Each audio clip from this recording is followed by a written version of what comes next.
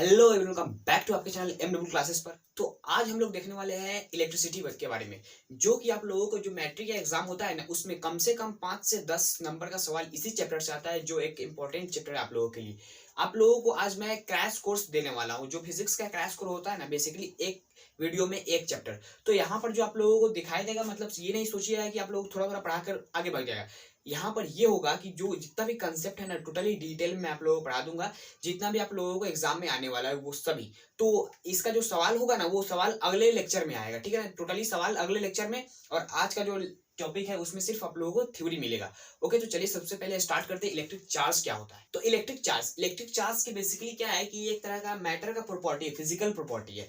जैसे आप लोग यहाँ से समझ सकते हैं कि the physical property of matter that cause it to experience a force when placed in an electric field.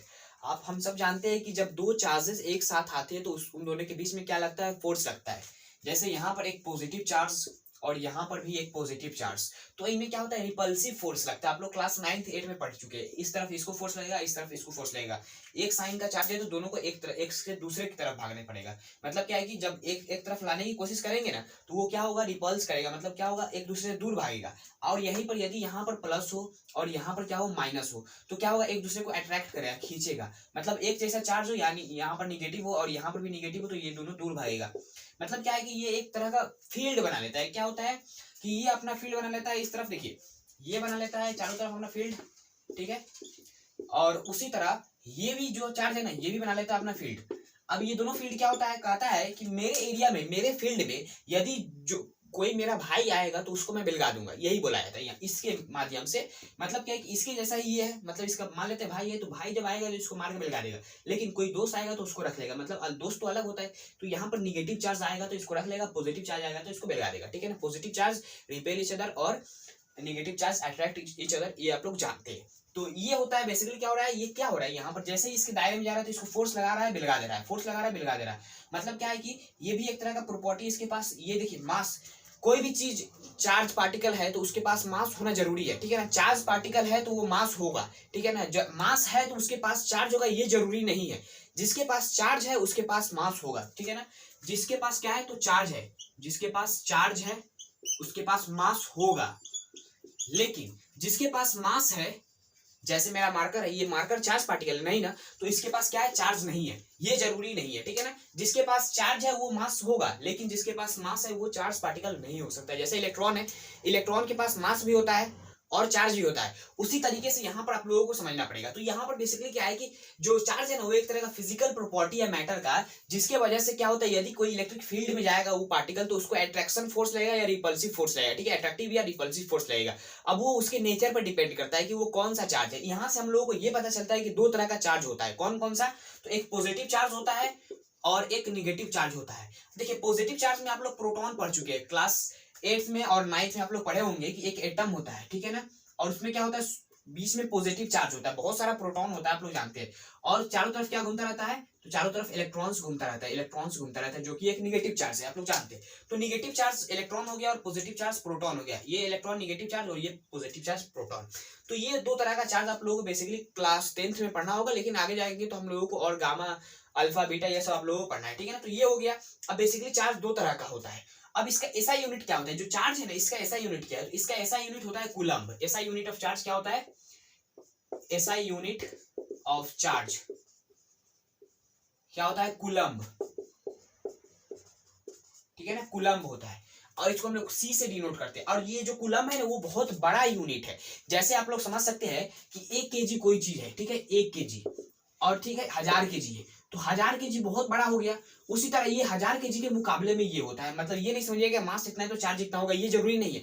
जैसे ये इतना बड़ा है ना, उसी तरह ये इतना बड़ा 1000 kg, उसी तरह ये जो एक कूलम्ब है ना, वो बहुत बड़ा यूनिट है। हम लोगों को बेसिकली जो यूज करना पड़ेगा ना, हम लोगों को जो सिलेबस में सवाल में दिया रहेगा, तो वो आप लोगों को माइक्रो में दिया रहेगा। माइक्रो कूलम्ब जो कि होता है 10⁻⁻6 कूलम्ब, ठीक है। मिली कूलम्ब एम से डिनोट किया जाता है, मिली कूलम्ब 10⁻⁻3 कूलम्ब, इस तरह आप लोगों को दिया रहेगा।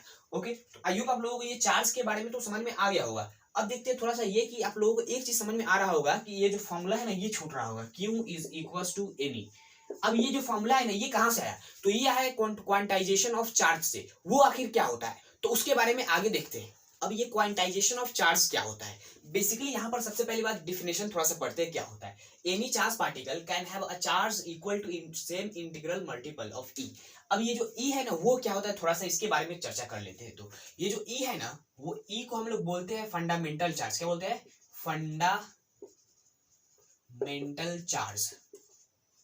फंडामेंटल चार्ज मतलब क्या है कि ये जो चार्ज है ना ये फिक्स है, जो ई का वैल्यू होगा ना वो फिक्स होगा। जो कितना है? तो E is equals to 1.6 into 10 to the power -19 coulomb. ठीक है ना, इतना है, -19 है। ठीक है, यह याद रखिएगा। अब यहाँ पर ना ही पॉजिटिव है ना ही निगेटिव है। अब ये नहीं सोचिएगा कि यहाँ पर नेगेटिव दे देंगे या पॉजिटिव दे देंगे, ये नहीं सोचना है आप लोगों को, क्योंकि ये जो चार्ज है ये फंडामेंटल चार्ज है और इसका जो चार्ज निगेटिव और पॉजिटिव ये नहीं दिया गया है। और अब यदि यहाँ पर इलेक्ट्रॉन के लिए लेना चाहते हैं, जैसे आप लोग समझ सकते हैं कि इलेक्ट्रॉन और प्रोटॉन, ठीक है, इलेक्ट्रॉन का चार्ज कितना होगा, प्रोटॉन का चार्ज कितना होगा। तो देखिए इलेक्ट्रॉन है निगेटिव चार्ज, तो हम लोगों को एक बात याद रखना है कि जो इलेक्ट्रॉन का चार्ज जितना है उतना ही प्रोटॉन का है, लेकिन साइन का डिफरेंस है, मतलब एक निगेटिव हो जाएगा एक पॉजिटिव हो जाएगा। आप लोग ऑब्वियसली बात की जानते हैं ये निगेटिव चार्ज है ये पॉजिटिव चार्ज है, तो ये निगेटिव है तो निगेटिव लगाएंगे। और इलेक्ट्रॉन का जो वैल्यू है ना वो इतना है 1.6 into 10 to the power -19 coulomb. और प्रोटॉन का कितना है? तो पॉजिटिव में है 1.6 into 10 to the power -19 coulomb. इतना अप्रोक्स दोनों का इक्वल ही है। ओके, तो ये बात आप लोगों को याद रखना है। अब ये क्वांटाइजेशन ऑफ चार्ज क्या होता है? क्वांटाइज्ड मतलब होता है फिक्स्ड, क्वांटाइज्ड मतलब फिक्स्ड, क्वांटाइजेशन मतलब फिक्स होना। अब बेसिकली फिक्स होने का मतलब क्या है कि जैसे आप लोग समझ सकते हैं कि एक चार्ज कोई है, ठीक है, एक पॉजिटिव चार्ज है। अब यहाँ पर ये जो चार्ज है ना ये एक ही चार्ज है। बोले तो क्या है कि यहाँ पर ये आधा 1.5 चार्ज नहीं होगा। जैसे क्या होता है कि 1.5 kg, अब ये 1.5 kg है तो 1.5 हो गया, लेकिन यहाँ पर हम लोग 1.5 को चार्ज 1.5 कूलम पर बोल सकते हैं, ये सब नहीं बोलना है, ठीक है ना। यहाँ पर क्या है कि एक चार्ज तो एक ही। अब वो क्या है? तो एक फंडामेंटल चार्ज ये है, जैसे इलेक्ट्रॉन है ना वो एक फंडामेंटल चार्ज, इसको हम लोग इलेक्ट्रॉन को तोड़ नहीं सकते, मतलब क्या है कि ये फंडामेंटल चार्ज है। अब ये फंडामेंटल चार्ज है तो इसका फिक्स है। इससे बड़ा मतलब क्या है कि एक बॉक्स है, ठीक है, उसमें कितना भी ई रख देंगे, मान लेते हैं n टाइम्स ई रख देते n को, ठीक है ना। जैसे आप लोग समझ सकते हैं 10 को रख देते n के बराबर 10 हो जाएगा। 10 को इसमें इलेक्ट्रॉन रख दिए, ठीक है ना। हम लोगों से पूछ लिया है कि इसमें कितना चार्ज है, 10 को इलेक्ट्रॉन रखा हुआ है इस बॉक्स में, तो इस बॉक्स में कितना चार्ज रखा हुआ है। तो हम लोगों से क्या पूछेगा? चार्ज कितना रखा हुआ है। 10 को इलेक्ट्रॉन है और ई का चार्ज हम लोगों को यहाँ पर मालूम है, ई का वैल्यू मैं नहीं लिखूंगा लेकिन ई है, ठीक है। तो अब यहाँ पर क्या हो गया कि 10 को चार्ज है इंटू ई कर देंगे तो हम लोगों को कितना मिला 10 कूलम्ब, इतना चार्ज हम लोगों को मिल गया। अब ये जो ई का वैल्यू है वो आप लोगों को यहाँ से रख देना है, उसके बाद कैलकुलेट कर सकते हैं।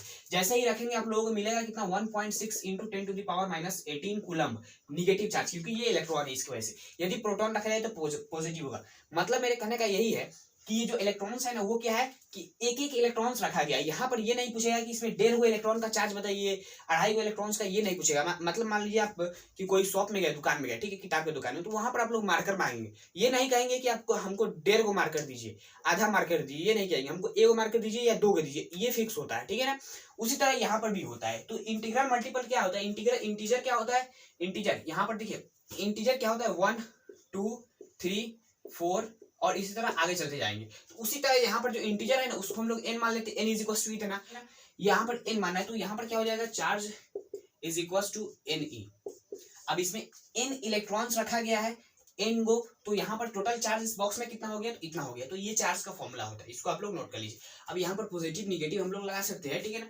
अब ये पॉजिटिव निगेटिव इसलिए क्योंकि आप लोगों को ये पता नहीं है कि ये कौन सा चार्ज है। यहाँ पर प्रोटॉन भी रखा हो सकता है और इलेक्ट्रॉन भी रखा हो सकता है और दोनों का अप्रोक्सीमेटली इक्वल चार्ज है। तो यहाँ पर क्या है कि इक्वल चार्ज है तो यहाँ पर वैल्यू दोनों का सेम रख सकते हैं। अब यदि प्रोटॉन बोला है तो पॉजिटिव लगा दीजिएगा, इलेक्ट्रॉन बोला है तो निगेटिव लगा दीजिएगा, तो यहाँ से आप लोगों को चार्ज का वैल्यू मिल जाएगा।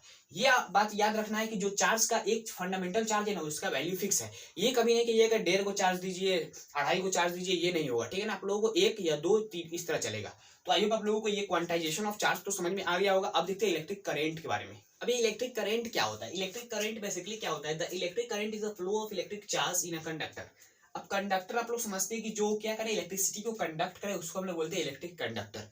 मान लेते हैं कोई मेटल का वायर है, ठीक है ना, कोई मेटल का वायर है, ये वायर होता है एक सिलेंड्रिकल टाइप, आप लोग जानते हैं।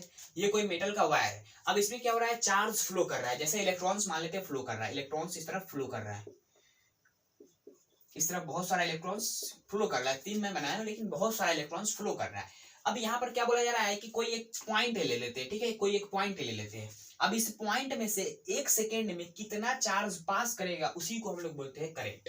जैसे आप लोग क्या समझते हैं कि एक सेकेंड में, जैसे यहां से ले लेते हैं कुछ 10 मीटर का लेंथ है, ठीक है, 10 मीटर का लेंथ है। कोई यहाँ पर क्या है, कोई कार है। अब वो कार क्या करेगा, यहाँ से यहाँ तक, ये जो ए पॉइंट है और ये जो बी पॉइंट है, यहाँ से यहाँ तक इसको जाने में 1 सेकेंड लग रहा है, ठीक है, 1 सेकेंड लग रहा है। तो 1 सेकेंड में वो 10 मीटर चल रहा है, तो इसका वेलोसिटी क्या हो जाएगा, डिस्टेंस अपन में टाइम, इतना मीटर अपन में इतना, मतलब 10 मीटर पर सेकेंड इसका वेलोसिटी हो जाएगा, जो आप लोग स्पीड बोलते हैं। अब बेसिकली क्या होगा, 1 सेकेंड में ये इतना चल रहा है, तो यहाँ पर क्या हो गया कि इस पॉइंट से 1 सेकेंड में कितना चार्ज पास कर रहा है उसको हम लोग करंट बोलते हैं, इलेक्ट्रिक करंट बोलते हैं, ठीक है ना। तो यहाँ पर आप लोग समझ सकते हैं कि यहाँ पर वही चीज लिखा गया, देखिए ये जो चार्ज है ना उसके जगह पर यहाँ पर डिस्टेंस है और ये जो टाइम है वहां पर भी टाइम है, ठीक है ना। Rate of flow of charge in a conductor at a point, ठीक है, इन 1 सेकेंड, ठीक है, 1 सेकेंड में कितना चार्ज एक पॉइंट से पास कर रहा है उसी को हम लोग क्या बोलते हैं, इलेक्ट्रिक करंट बोलते हैं। आई होप आप लोगों को इलेक्ट्रिक करंट समझ में आ गया होगा। अब ये जो डायरेक्शन होता है इलेक्ट्रिक करंट का, मैं आप लोगों को बता दूं कि ये थोड़ा सा कंफ्यूजन होता है इसमें। अब यहाँ पर क्या होता है, ये शुरुआत से ही माना जाता है, जब से करंट का जो खोज हुआ है ना उसके बाद से ये माना जाने लगा है कि जो वायर होता है ना उसमें जो करंट का डायरेक्शन होता है ना वो अपोजिट होता है इलेक्ट्रॉन का फ्लो के डायरेक्शन में, ठीक है ना। देखिए इलेक्ट्रॉन का चार्ज निगेटिव होता है और जो क्रोटॉन बोल रहा हूँ, और जो करंट होता है ना उसका जो डायरेक्शन होता है ना वो इसके अपोजिट में होता है। ये करंट का डायरेक्शन और ये चार्ज का डायरेक्शन हमेशा होगा। किसी भी सर्किट में देखिएगा आप लोग, कोई भी सर्किट में, तो वहां पर जो है ना वो जो चार्ज का डायरेक्शन है उसके अपोजिट डायरेक्शन में करंट का डायरेक्शन होगा, लेकिन जो चार्ज होना चाहिए ना वो निगेटिव चार्ज होना चाहिए। यदि यहीं पर हम लोग मान लेते हैं कि ये जो चार्ज मैं बनाया हूं यहाँ पर, ये जो चार्ज है ना वो पॉजिटिव चार्ज है, जैसे आप लोग प्रोटॉन को फ्लो करा दीजिए, ठीक है ना, प्रोटॉन को। अब ये पॉजिटिव चार्ज फ्लो कर रहा है, इसकी वजह से जो करंट बनेगा ना, जैसे ये इसी डायरेक्शन में ट्रेवल कर रहा है, ये चार्ज निगेटिव है, ठीक, और यहाँ पर जो चार्ज है वो पॉजिटिव है, तो इसी डायरेक्शन में करंट बनेगा। क्योंकि जो करंट होता है ना उसको माना गया है पॉजिटिव, माना गया है कि नहीं ये नहीं, लेकिन माना गया है कि पॉजिटिव है, ठीक है ना। तो इसी की वजह से ये उसी डायरेक्शन में चलता है जिस डायरेक्शन में ये पॉजिटिव चार्ज है। यदि इलेक्ट्रॉन है यानी निगेटिव चार्ज है, कोई भी निगेटिव चार्ज हो, जरूरी नहीं कि इलेक्ट्रॉन, कोई भी निगेटिव चार्ज हो जो डायरेक्शन उसका होगा उसके अपोजिट डायरेक्शन में करंट का माना जाएगा। तो आइए आप लोग समझ में आ गया। अब ये इलेक्ट्रिक करंट होता है, और जो इसका सिंबल्स आप लोग समझ सकते हैं कि जो सर्किट्स बनाने के लिए हम लोगों को सिंबल्स यूज करना पड़ता है, वो आप लोगों को यहाँ पर दिखाई दे रहा होगा। इसको यूज कर इस तरह का कुछ डायग्राम आप लोग बनाने की कोशिश कीजिएगा, जो मैं आप लोगों को यहाँ पर नहीं समझा सकता क्योंकि टाइम बहुत कम है। अब देखते हैं इलेक्ट्रिक पोटेंशियल के बारे में। अभी इलेक्ट्रिक पोटेंशियल क्या होता है, इलेक्ट्रिक पोटेंशियल बेसिकली क्या चीज को बोलते हैं, तो ये एक तरह का प्रेशर हो जाता है, ठीक है ना, प्रेशर हम लोग बोल सकते हैं, इलेक्ट्रिक प्रेशर भी इसको बोल सकते हैं, जो आप लोगों को आगे आने वाला है। तो यहाँ पर इलेक्ट्रिक पोटेंशियल क्या होता है कि the electric potential at a point in an electric field is defined as the work done in moving a unit positive charge from infinity to that point. ये आप लोगों को जो डिफिनेशन है ना ये आप लोग लिख लीजिएगा, ठीक है ना, लेकिन आप लोगों को जो कंसेप्ट है ना वो मैं आप लोग बता रहा हूँ। देखिए बेसिकली क्या बोला गया है कि यहाँ पर कोई भी चार्ज हो, ये थोड़ा सा बड़ा चार्ज ले लेते हैं, ठीक है ना, यहाँ पर पॉजिटिव भी हो सकता है निगेटिव भी हो सकता है, ठीक है ना। यहाँ पर क्या होगा, यदि मान लेते हैं पॉजिटिव है या निगेटिव है तो उसका एक फील्ड बन जाए, उसका एक दायरा बन जाए कि इसके बीच में यदि कोई भी चार्ज आए तो उस पर अट्रैक्टिव या रिपल्सिव फोर्स लगेगा, यदि वो नेचर में जो भी हो। यदि ये पॉजिटिव लेते हैं तो यहाँ पर रिपल्सिव लगेगा, क्योंकि हम लोगों को बोला गया है कि एक यूनिट पॉजिटिव चार्ज लेना है, ठीक है ना। यदि मान लेते हैं कि ये इन्फिनिटी है, ठीक है ना, इसके इधर इन्फिनिटी मान लेते हैं। अब ये इन्फिनिटी से हम लोगों को लेना है एक पॉजिटिव चार्ज को, ठीक है ना, एक पॉजिटिव क्यू नॉट चार्ज है, इसको उठा के लाएंगे तो इसका एक फील्ड बन गया है, ठीक है ना। ये जो फील्ड है ये चार्ज का बन गया है, इस तरफ ये चारों तरफ अपने क्या बना लेता है, फील्ड्स बना लेता है।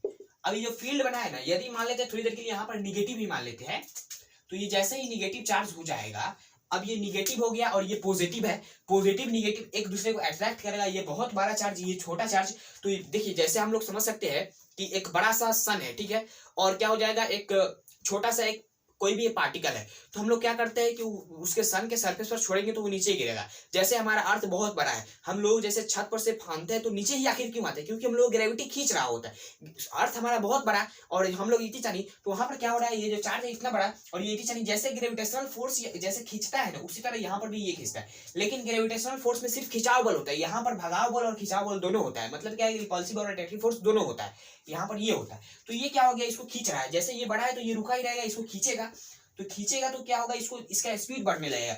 कोई भी चीज खींचता है, जैसे फोर्स लग रहा है इस पर, तो फोर्स की वजह से क्या होता है, एक्सेलरेशन, और एक्सेलरेशन की वजह से क्या होता है, स्पीड बढ़ता है। आप लोग जानते हैं जैसे हम लोग बाइक में एक्सेलरेट करते हैं तो उसका स्पीड बढ़ाते हैं ना, ब्रेक मारते हैं तो उसको रोकते हैं, तो यहाँ पर क्या होगा, इसका स्पीड बढ़ेगा, फोर्स लगेगा तो एक्सेलरेशन होगा तो स्पीड बढ़ेगा।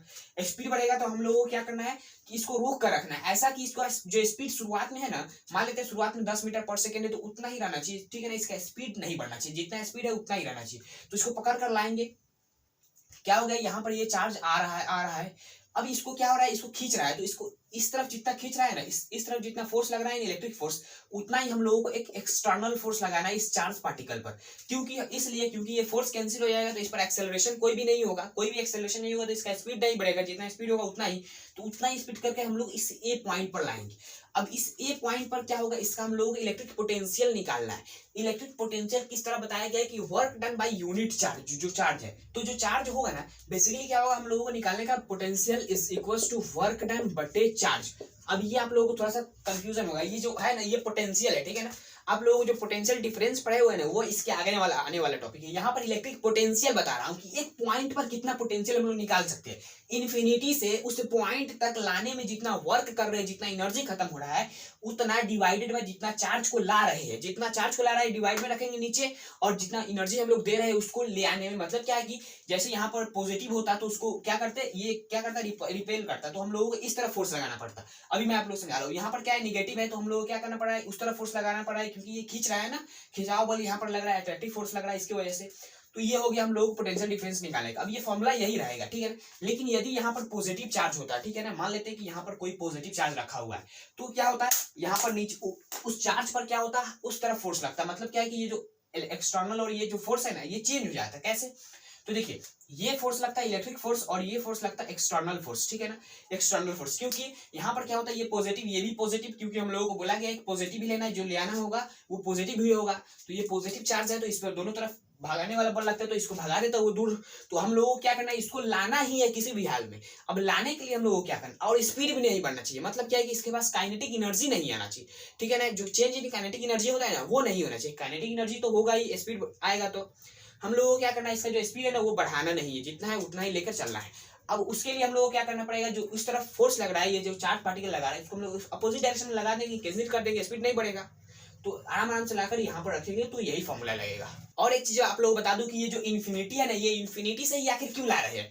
कोई भी जगह से ला सकते हैं, यदि यहाँ पर कोई बी पॉइंट सी पॉइंट वहां से ला सकते हैं, तो इसलिए हम लोग इन्फिनिटी से ला रहे हैं। क्योंकि जो चार्ज है ना, इसका जो फील्ड है ना, वो हम लोग कहीं पर भी चले जाए, थोड़ा ना थोड़ा माइक्रो में, मिली में, 10⁻⁻16 कुछ भी हो जाए, ठीक है ना, लेकिन इसका जो फील्ड होगा ना, वो जरूर होगा। इसी की वजह से हम लोगों को इन्फिनिटी बुलाया जाए। रियलिटी में कोई भी इन्फिनिटी नहीं होता, कुछ भी इन्फिनिटी नहीं होता, आप लोग जानते हैं। कितना भी डिस्टेंस होगा, लेकिन इन्फिनिटी कुछ नहीं है। इसके वजह से मानते हैं कि इन्फिनिटी पर जाकर इसका जो फील्ड है ना, वो जीरो हो जाता है। तो इस पर कोई भी फोर्स नहीं लग रहा है, तो हम लोग आसानी से लाएंगे, तो हम लोगों को टोटल वर्क हम लोग पता कर सकते हैं। इसी की वजह से माना गया है कि डिफाइन करने के लिए कि आखिर पोटेंशियल होता क्या है, इलेक्ट्रिक पोटेंशियल। इसके लिए अब देखते हैं पोटेंशियल डिफरेंस के बारे में। देखिए, पोटेंशियल डिफरेंस बेसिकली क्या होता है। पोटेंशियल डिफरेंस हम लोगों को क्या करना है, जो पोटेंशियल दो पॉइंट का लेना है, उसका डिफरेंस बता देना है, ठीक है ना। जैसे यहाँ पर क्या करना है, एक पॉजिटिव चार्ज ले लेना है, ठीक है ना। अब इसका जो फील्ड बन रहा है वो बन रहा है, ठीक है। हम लोग जानते हैं कि यहाँ पर इसका फील्ड बना होगा। अब ये जो फील्ड बना है ना, अब इसमें क्या होगा, एक इन्फिनिटी होगा, ठीक है ना। एक इन्फिनिटी हम लोगों को यहाँ पर ले लेना है। ये इन्फिनिटी वाला डायरेक्ट इसके अंदर जाएंगे तो हम लोगों को इन्फिनिटी होगा, मान लेते हैं। है कि नहीं वो हम लोग नहीं जानते, लेकिन मान लेते हैं कि इसके उधर जाएंगे तो इन्फिनिटी होगा। अब ये चार्ज है, यहाँ पर क्या करना है, एक चार्ज कोई ले आना है, ठीक है ना। ये क्यू नॉट चार्ज है, इस ए पॉइंट पर लाना है, और ये बी पॉइंट है, ठीक है ना। इन दोनों के बीच में हम लोगों को पोटेंशियल डिफरेंस पूछा है। पोटेंशियल डिफरेंस क्या होता है आप लोग जानते हैं ना, पोटेंशियल एट ए, सॉरी, यहाँ पर क्या होगा, potential at A minus potential at B is equal to इतना पूछा है। मतलब क्या है कि डेल्टा वी पूछा है, कितना होगा, डेल्टा वी कितना होगा। तो हम लोगों को क्या करना है, यहाँ का पोटेंशियल पता होना चाहिए और यहाँ का पोटेंशियल पता होना चाहिए, तभी तो हम लोग माइनस करेंगे तो हम लोगों को डिफरेंस मिलेगा। तो हम लोग जानते हैं कि एक किसी पॉइंट पर पोटेंशियल कैसे निकालते हैं। तो इस पॉइंट पर हम लोग कैसे निकालेंगे, तो वर्क डन यहाँ से जितना लाने में हुआ, वर्क डन यहाँ से इन्फिनिटी से लेकर infinity to A divided by charge q naught, ठीक है। और इस पॉइंट पर हम लोगों को निकालने के लिए potential at B is equal to work done infinity to B divided by charge q naught. अब दोनों चीज हम लोगों को मिल चुका है। अब मिल चुका है तो हम लोग आसानी से कैलकुलेट कर सकते हैं। यहाँ पर देखिए क्या करना है, पोटेंशियल एट ए का कितना है, तो वर्क डन हम लोग यहाँ पर सिर्फ इन्फिनिटी को हटाकर ए ही लिख देते हैं, ठीक है ना, divided by charge q naught, ठीक है। अब माइनस करना है work done B divided by charge q naught. यहाँ पर जो इन्फिनिटी इसको मैं हटा दिया, वो लंबा लिखने के चलते, ठीक है ना, आप लोग लिख सकते हैं। अब यहाँ पर क्या होगा कि ये जो चीज है ना, ये हम लोगों को पोटेंशियल डिफरेंस मिल गया। अब जो डिफरेंस है वहां पर ये भी बोल सकते हैं कि work done A minus work done B divided by charge q naught ये फॉर्मूला आप लोगों को हो गया पोटेंशियल डिफरेंस निकालने का, ठीक है ना। अब आप लोगों को जो पोटेंशियल डिफरेंस है ना, ये क्या होता है मैं आप लोगों को बताता हूँ। ये जो पोटेंशियल डिफरेंस है ना, ये एक तरह का इलेक्ट्रिक प्रेशर है, इलेक्ट्रिक प्रेशर किसी चार्ज को चलाने के लिए, ठीक है ना, किसी चार्ज को चलाने के लिए। ये डिफाइन करने का तरीका है कि किस तरह हम लोग डिफाइन करें। फिजिक्स में सबसे पहला प्रॉब्लम क्या आता है, किसी चीज को, नया चीज को खोया जाता है तो उसको डिफाइन करना होता है। तो डिफाइन करने के लिए ये तरीका आजमाया जाता है इसको। अब ये जो डेल्टा वी है ना, इसको हम लोग बोलते हैं पोटेंशियल डिफरेंस, और ये जो पोटेंशियल डिफरेंस है ना, इसी को बोलते हैं वोल्टेज। ये जो पोटेंशियल है ना एक पॉइंट पर, उसको हम लोग वोल्टेज नहीं बोलते, दो पॉइंट के बीच के पोटेंशियल के डिफरेंस को हम लोग बोलते हैं वोल्टेज। मतलब ये जो डेल्टा वी है ना, ये जो डेल्टा वी हम लोग लिख रहे हैं, ये क्या है, वोल्टेज है, वोल्टेज। इसी को हम लोग बोलते हैं वोल्टेज, इसी को हम लोग बोलते हैं पोटेंशियल डिफरेंस। डिफरेंस, ये बात याद रखिएगा। जैसे क्या होता है, कोई ए पॉइंट है और एक वायर है, ठीक है, ये बी है, तो इसके अक्रॉस हम लोग क्या क्या आप लोग सवाल में पूछते हैं कि इस ए बी वायर के अक्रॉस, इंड के अक्रॉस हम लोगों को पोटेंशियल डिफरेंस बताना है। ये इंड है ना, इसके अक्रॉस, ये ए पॉइंट पर कितना है, बी पॉइंट पर कितना, उसका डिफरेंस बताना है। तो आप लोग 12 वोल्ट 13 वोल्ट इस तरह बताते हैं। तो ये पोटेंशियल डिफरेंस का कंसेप्ट समझ में आ गया होगा। अब थोड़ा सा ये देखते हैं कि जो इलेक्ट्रॉन्स होता है ना, वो आखिर कैसे एक वायर में फ्लो करता है, कैसे फ्लो करता है, और इसका जो पोटेंशियल डिफरेंस है ना, यानी वोल्टेज है ना, उसका रोल वहां पर क्या होता है। तो अब ये जानते हैं कि जो वोल्टेज होता है ना, वो हम लोगों को इलेक्ट्रिसिटी चैप्टर में कितना इंपॉर्टेंट रोल निभाता है इलेक्ट्रिसिटी को पढ़ने में। जो करंट होता है ना, वो आखिर उत्पन्न कैसे होता है। बिना वोल्टेज के करंट उत्पन्न हो ही नहीं सकता, बन ही नहीं सकता, प्रोड्यूस हो ही नहीं सकता। कैसे, देखिए, जो यहाँ पर देखिए आप लोग समझ में आ जाएगा। देखिए ये जो वायर है उसके अंदर इलेक्ट्रॉन होगा। आप लोग जानते हैं कि कोई भी चीज होता है उसके अंदर इलेक्ट्रॉन्स होता है, आप लोग जानते हो। इसी बात है कि जो मेटल्स होगा, कंडक्टर होगा, उसके अंदर इलेक्ट्रॉन्स होता है। तो यहाँ पर इलेक्ट्रॉन्स है, कहीं इधर मूव कर रहा है, कहीं इधर, कहीं इधर, मतलब कोई भी डायरेक्शन फिक्स नहीं कि किस डायरेक्शन में ये मूव कर रहा है। तो यहाँ पर बेसिकली अब यहाँ पर क्या हो रहा है कि ये जो इलेक्ट्रॉन्स है उसका डायरेक्शन एक ही तरफ है। मतलब क्या है इलेक्ट्रॉन्स का डायरेक्शन, तो जो चार्ज पार्टिकल्स है उसका डायरेक्शन इस तरफ है। अब यहाँ पर ये बात समझ में आना चाहिए कि ये जो बैटरी लगाया गया है ना, ये बैटरी लगाने के बाद इलेक्ट्रॉन्स का जो मूवमेंट है, जो मोशन है, वो एक डायरेक्शन में होने लगा है। फिर यदि बैटरी नहीं लगा हुआ है, सिंपल ये है, यदि मान लेते स्विच ऑफ रहेगा, तभी भी जो इलेक्ट्रॉन्स का डायरेक्शन है ना, वो रैंडम होगा, कभी एक इधर तो एक इधर तो एक इधर, मतलब कहीं पर भी हो सकता है। तो यहाँ पर आप लोगों को ये समझ में आना चाहिए कि जो वोल्टेज होता है ना, उसकी वजह से ये हुआ है। कैसे, तो देखिए, सबसे पहली बात मैं आप लोग बताया था कि एक वायर होता है, उसके इंड के क्रॉस वोल्टेज नापा जाता है। तो ये जो वोल्टेज है ना, मान लेते हैं वोल्टेज 10 वोल्ट रहा होगा, तो हम लोगों को ये समझना है कि इसके क्रॉस हो सकता है, मान लेते हैं 50 वोल्ट रहा होगा, इसके क्रॉस 60 वोल्ट रहा होगा, ठीक है ना। तो यहाँ पर बेसिकली क्या हो रहा है, सॉरी, इसके क्रॉस 50 वोल्ट और इसके क्रॉस 60 वोल्ट, क्योंकि हायर टू लोअर चलता है सब चीज। तो यहाँ पर बेसिकली क्या है कि इसके क्रॉस 60 और इसके क्रॉस 50, तो हम लोगों को पोटेंशियल डिफरेंस निकालना है वोल्टेज पता करने के लिए। तो यहाँ पर इतना पोटेंशियल है और यहाँ पर इतना पोटेंशियल है, तो इसका जो डिफरेंस होगा ना, जो पोटेंशियल डिफरेंस होगा वो कितना होगा, तो जो पोटेंशियल डिफरेंस होगा वो कितना होगा, 60 माइनस 50 यानी 10 वोल्ट होगा, ठीक है ना। 10 वोल्ट, इसमें इतना वोल्टेज है। अभी जो वोल्टेज है ना, वो क्या है, एक तरह का फोर्स है, इलेक्ट्रिक फोर्स है। इलेक्ट्रिक फोर्स बोले तो इलेक्ट्रिक प्रेशर है। प्रेशर क्या होता है, प्रेशर, किसी भी चीज पर हम लोग प्रेशर लगाएंगे तो वो मूव करना स्टार्ट कर देगा, ठीक है ना। उसी तरह यहाँ पर क्या होता है, ये जो चार्ज पार्टिकल है, इस पर जो प्रेशर लगाने का काम करता है, वो कौन करता है, तो ये जो वोल्टेज होता है वो करता है। जैसे ही हम लोग बैटरी को स्टार्ट करेंगे, चालू करेंगे स्विच को, जैसे यहाँ पर मान लेते एक स्विच लगा देते हैं, ठीक है ना, एक यहाँ पर स्विच लगाया, तो ये स्विच चालू है, ठीक है ना। अब ये स्विच चालू है तो बेसिकली क्या हो रहा है, इसको प्रेशर लगा रहा है, तो ये सभी चीजों को प्रेशर लगाएगा, सभी इलेक्ट्रॉन्स पर, तो वो एक डायरेक्शन में मूव करने लगेगा। मान लेते हैं इस तरफ से मैं प्रेशर लगाऊंगा, तो ये जो इलेक्ट्रॉन्स है ना, सबका मूवमेंट इधर हो जाएगा, एक ही डायरेक्शन में इस तरफ मूव करने लगेगा सारा का सारा इलेक्ट्रॉन्स। तो यहाँ से ये समझ में आना चाहिए कि जो वोल्टेज है ना, उसका काम क्या है, इलेक्ट्रिक प्रेशर लगाना। मतलब क्या है कि वो इलेक्ट्रॉन्स को मूव कराता है। जैसे ही इलेक्ट्रॉन्स मूव करेगा तो वहां पर करंट बनेगा। हम लोग जानते हैं कि मूविंग इलेक्ट्रॉन प्रोड्यूसेस करंट। जैसे आप लोग पता है कि जब एक पॉइंट से कोई चार्ज बहुत एक सेकंड में जितना जाएगा उतना करंट प्रोड्यूस होगा। मतलब क्या है कि motion of charge produce electric current, यहाँ पर वही हो रहा है। इलेक्ट्रिक करंट हम लोगों को ये नहीं समझना है कि इलेक्ट्रिक करंट बनकर मशीन से आता है। मशीन में बनता है, जो हम लोग देखते हैं टरबाइन में बनता है, वो पोटेंशियल डिफरेंस बनता है। और उस पोटेंशियल डिफरेंस की वजह से जो वायर्स में इलेक्ट्रॉन्स होते हैं ना, मेटल्स में, वो चलता है। तो वो चलता है तो वहां पर क्या होता है, जैसे ही चार्ज चलेगा तो हम लोगों को करंट मिलेगा। मतलब यहाँ से ये आप लोगों को समझ में आना चाहिए कि जो जितने ज्यादा वोल्टेज उतने ज्यादा इलेक्ट्रिक प्रेशर, उतने ज्यादा इलेक्ट्रिक प्रेशर, तो ये जो इलेक्ट्रॉन्स है उसका स्पीड ज्यादा हो तो क्या होगा, एक कोई पॉइंट है, उससे इस पॉइंट से बहुत तेजी में इलेक्ट्रॉन्स बहुत सारा इलेक्ट्रॉन्स निकलेगा। मतलब क्या है कि एक सेकंड में चार्ज बटे टाइम होता है करंट का वैल्यू, तो चार्ज एक ही सेकंड है, टाइम तो एक ही सेकंड रहेगा। और ये जो चार्ज है ना, एक पॉइंट से बहुत ज्यादा निकलेगा। जितने चार्ज बढ़ाएंगे उतने ज्यादा करंट बढ़ेगा। तो करंट बढ़ेगा मतलब क्या है, करंट बढ़ाने के लिए हम लोगों को वोल्टेज बढ़ाना पड़ेगा। तो ये आप लोगों को समझ में, आई होप आप लोगों को आ गया होगा। अब देखते हैं ओम्स लॉ के बारे में। तो ओम्स लॉ बेसिकली आप लोगों को समझने के लिए थोड़ा सा दिमाग लगाना पड़ेगा। थोड़ा सा दिमाग क्या है, आप लोगों को समझ में आ ही जाएगा, मैं हूं तो। यहाँ पर क्या है कि at constant temperature the current flowing through a conductor is directly proportional to the potential difference across its end. Basically क्या बोला जा रहा है, कोई एक कंडक्टर है, कंडक्टर है तो आप लोगों को ये नहीं समझना है कि पूरा सर्किट होगा, पूरा सर्किट होगा, ये नहीं समझना है। एक वायर है, ठीक। अब यहाँ पर एक ए पॉइंट, यहाँ पर कोई बी पॉइंट, इसके जो बीच का पोटेंशियल डिफरेंस डेल्टा वी है, और इसमें जो करंट फ्लो कर रहा है आई है, वो जो करंट है ना वो प्रोपोर्शनल है डायरेक्टली किसके, तो वो जो वोल्टेज है उसके। अब ये बार बार मैं आप लोग बता दूं कि ये जो डेल्टा वी है ना, इसको मैं बार बार डेल्टा वी नहीं लिखूंगा, सिंपल मैं आप लोग बता दूं कि वी ही लिख दूंगा, ठीक है ना, वी ही लिख दूंगा। तो यहाँ पर मैं आप लोगों को सिखाना चाहता हूँ कि वी ही लिख देता हूँ, ठीक है। अब ये क्या है कि current is directly proportional to voltage, अब ये बोला गया है।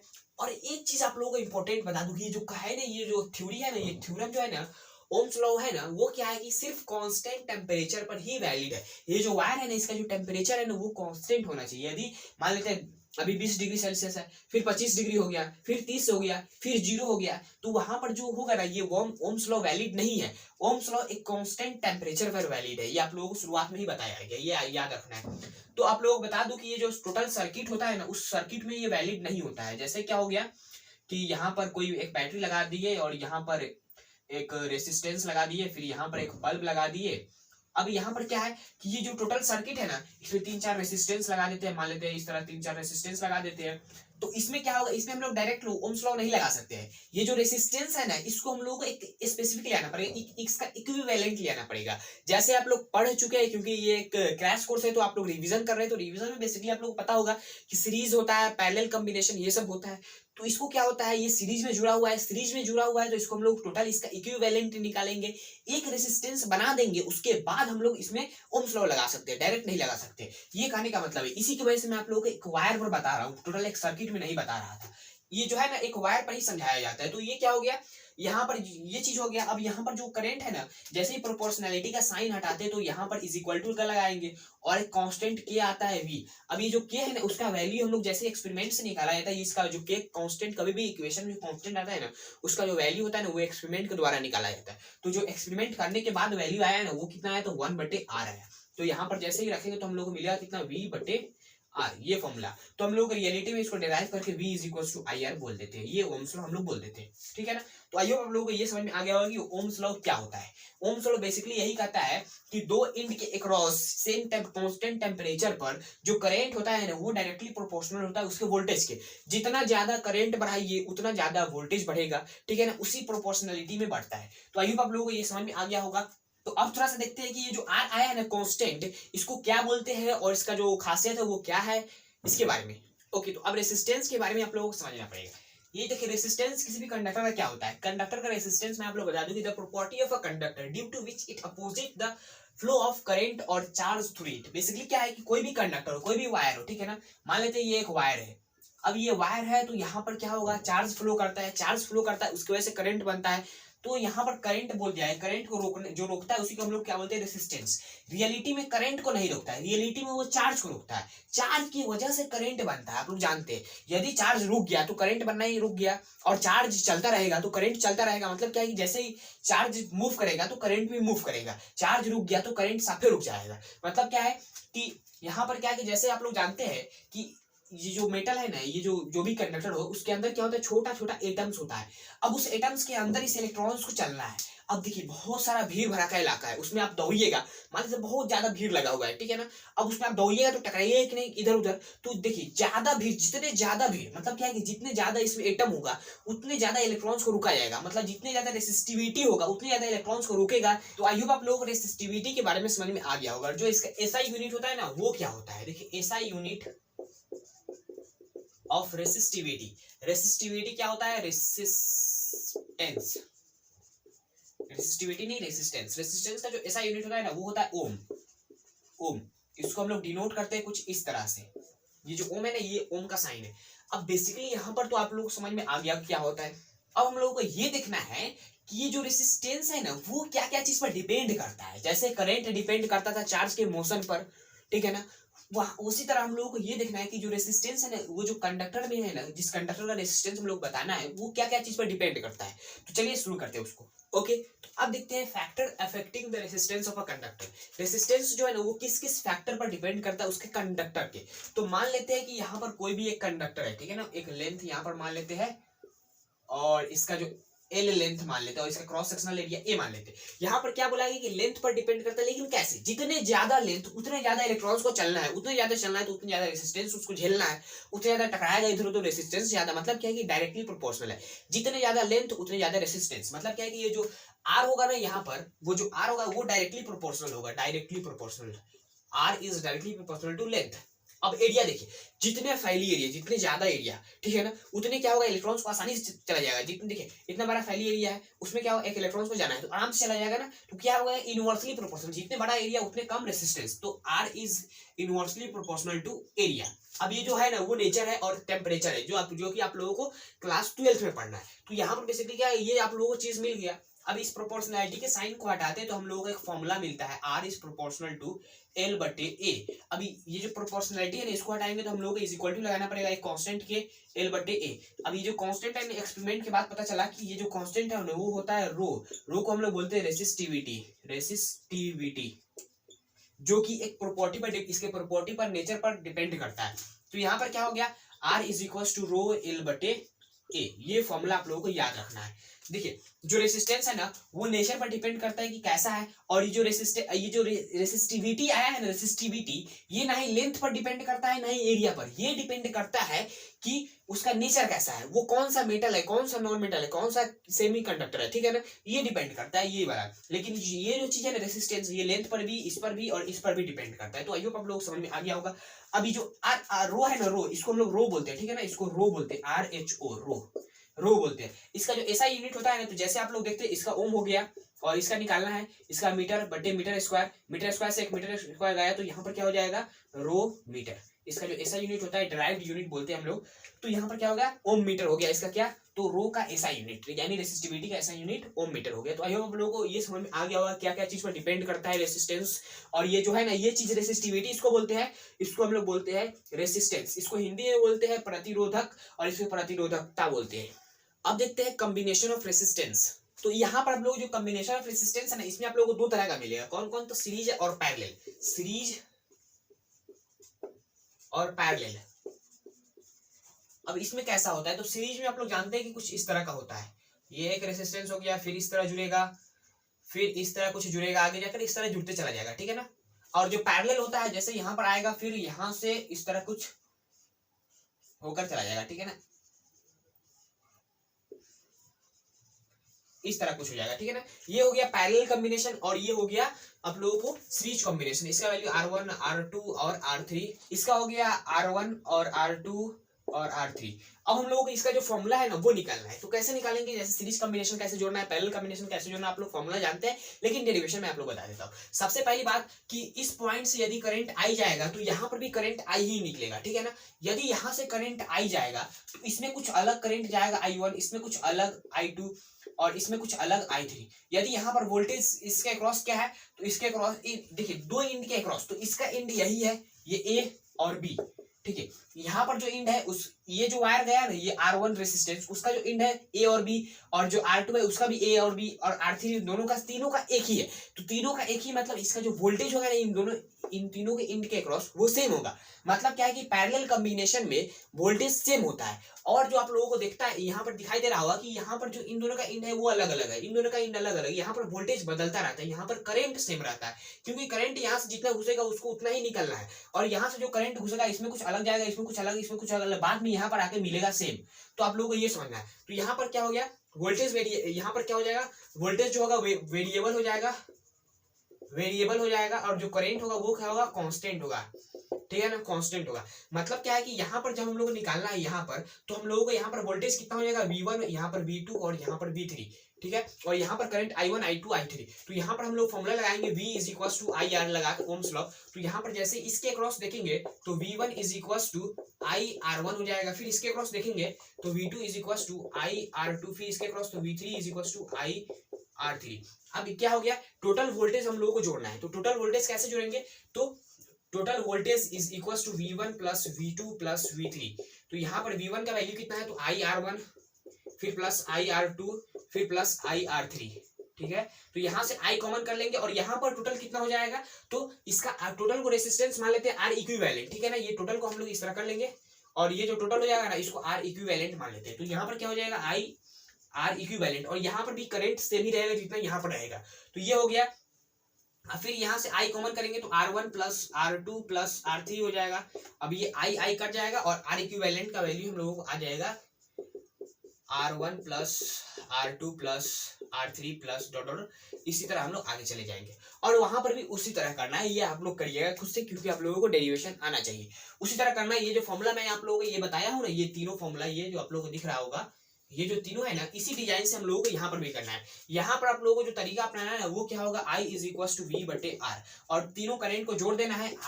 I is equal to I1 plus I2 plus I3 करके आप लोग आगे निकाल सकते हैं। तो आई होप आप लोगों को यहाँ तक समझ में आ गया होगा।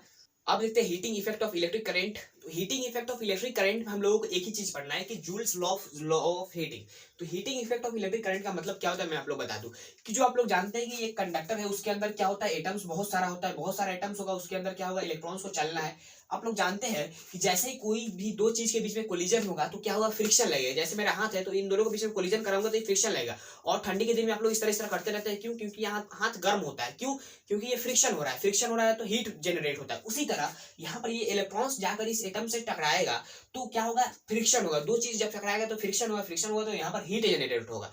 जितने ज्यादा इसका रेसिस्टेंस उतने ज्यादा इसको रोकेगा, उतने ज्यादा रोकेगा तो उतने ज्यादा कोलिजन होगा, टकराव होगा, तभी रोकेगा। और ज्यादा टकराव तो ज्यादा हीट प्रोड्यूस होगा। मतलब क्या है कि जितनी ज्यादा रेसिस्टिविटी उतनी ज्यादा इसका क्या होगा, कोलिजन, उतनी ज्यादा कोलिजन तो उतनी ज्यादा गर्म होगा, उतनी ज्यादा हीट प्रोड्यूस होगा। ये होता है heating effect of electric current. इसके वजह से जो आप लोग हीटर में देखते हैं ठंडे के दिन में आग तापने के लिए, तो वो हो गया। उसके अलावा आप लोग जब आयरन करते हैं, प्रेस करते हैं कपड़ा को, तो वहां पर भी heating effect of electric current का यूज होता है। तो जो जूल्स लॉ ऑफ हीटिंग है ना, वो क्या कहता है, the heat produce in a wire. एक वायर में जो हीट प्रोड्यूस होता है ना, वो क्या क्या चीज के डायरेक्टली प्रोपोर्शनल है, तो स्क्वायर ऑफ द करंट। इसके अंदर जितना करंट फ्लो कर रहा है उसका स्क्वायर के, और जो रेसिस्टेंस है ना, इसका रेसिस्टेंस उसके डायरेक्टली प्रोपोर्शनल है, और जितना देर ले प्रोड्यूस हुआ उतना, ठीक है ना, वो भी डिपेंड करता है। तो यहाँ पर जैसे ही प्रोपोर्शनलिटी के साइन को हटाते हैं तो heat is proportional to I square R T, और इस साइन को हटाने के लिए हम लोग को एक कांस्टेंट के लेना पड़ता है, I स्क्वायर आर टी। अब जैसे ही एक्सपेरिमेंट हुआ, बहुत सारा एक्सपेरिमेंट हुआ, उसके बाद के का जो वैल्यू आया ना वो 1 आ गया। ठीक है, के का वैल्यू 1। तो यहाँ पर क्या होगा, H इज इक्वल टू के का वैल्यू 1, तो कोई भी फर्क नहीं पड़ेगा। तो यहाँ पर लिख सकते हैं I स्क्वायर आर टी। ये है जूल्स लॉ ऑफ हीटिंग। और ये जो H है ना, हीट है, और हम लोग जानते हैं कि हीट एक तरह का एनर्जी होता है। तो मतलब क्या है कि ये एक तरह का एनर्जी है, ठीक है ना। अब कौन सा एनर्जी है, तो हीट एनर्जी है। ओके, तो आई होप आप लोगों को ये जूल्स लॉज ऑफ हीटिंग यानी heating effect of electric current समझ में आ गया होगा। अब देखते हैं इलेक्ट्रिक पावर के बारे में। तो इलेक्ट्रिक पावर बेसिकली क्या होता है, देखिए इलेक्ट्रिक पावर यहाँ पर आप लोगों को समझना है। सबसे पहली बात, पावर क्या होता है, power rate of doing work, कि आप लोग क्या होता है कि एक सेकेंड में कितना एनर्जी किसी को दे रहे हैं, या कितना एनर्जी ले रहे हैं, या कितना काम कर रहे हैं एक सेकेंड में, उसको बोलते हैं उसका पावर, शक्ति। आप लोग नहीं बोलते कितना शक्ति हो तुम्हारे पास कि ये कर सकते हो वो कर सकते हो। तो वो क्या हो गया कि एक सेकेंड में कितना आप काम कर सकते हैं, कितना एनर्जी दे सकते हैं। काम करना मतलब एनर्जी देना या एनर्जी लेना, वही तो होता है काम करना। तो यहाँ पर बेसिकली क्या होता है, रेट ऑफ डूइंग वर्क, आप कितना इलेक्ट्रिकल एनर्जी एक सेकंड में भेज सकते हैं, उसी को बोलते हैं इलेक्ट्रिक पावर। ठीक है ना। इलेक्ट्रिक पावर निकालने का बहुत तीन फॉर्मूला है जो आप लोग जानते हैं। क्या क्या है, तो P is equal to V I, P is equal to V square बटे आर, फिर P is equal to I square R. तो ये तीनों फॉर्मूला का मैं आप लोगों को डेरिवेशन थोड़ा सा शॉर्ट कट में बता देता हूँ। अब ये जो रेट ऑफ डूइंग वर्क है ना, उसका जो फॉर्मूला है वो आप लोग क्लास 9 में पढ़ चुके हैं, work energy and power chapter में। अब ये जो फॉर्मूला है ना, power is equal to work done upon में टाइम, ये आप लोगों को यहाँ से आप लोगों को ये समझना है कि ये जो वर्क डन है वो क्या होता है, तो power into time, power into time.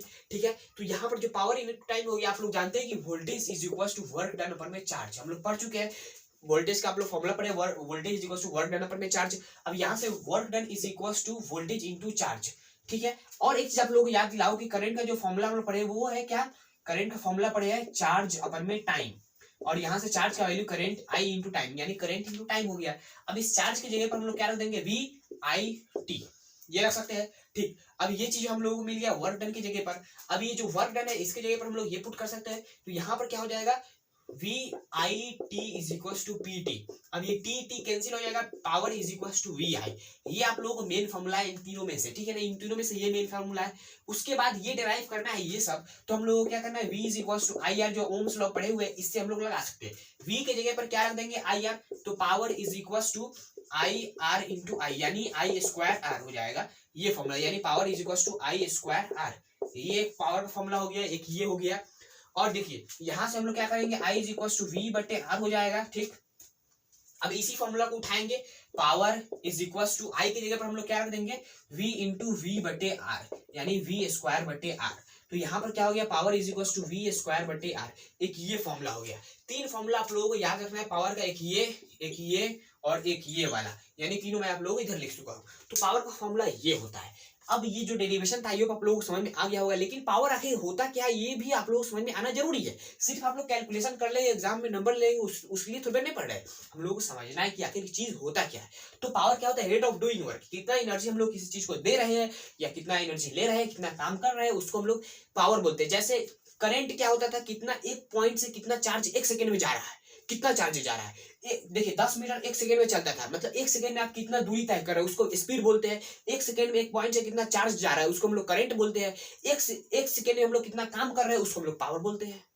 I hope आप लोगों को समझ में आ गया होगा कि पावर क्या होता है।